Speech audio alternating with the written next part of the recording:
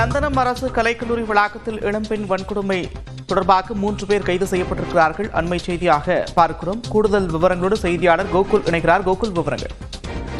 நந்தனம் அரசு கலைக்கல்லூரி கேண்டீனில் பணிபுரிந்த பெண்ணுக்கு பாலியல் வன்கொடுமை புகாரில் தற்பொழுது 3 பேர் கைது செய்யப்பட்டிருக்கார்கள்.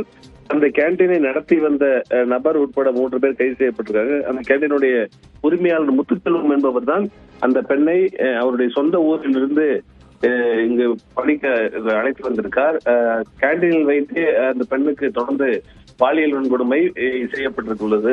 முத்துச்செல்வம் மற்றும் அங்கு கேண்டீனில் பணிபுரிந்த குணசேகரன் மற்றும் கார்த்திகேயன் ஆகிய 3 பேரும் மாறி மாறி அந்த பெண்ணிற்கு அடிக்கடி பாலியல் வன்கொடுமை செய்து வந்த நிலையில அந்த பெண் அளித்த புகாரின் அடிப்படையில சைதாப்பேட்டை அனைத்து மகளிர் போலீசார் 3 பேரையும் தற்பொழுது பாலியல் வன்கொடுமை வழக்குல கைது செஞ்சிருக்காங்க. நந்தா, நன்றி கோகுல், விவரங்கள்.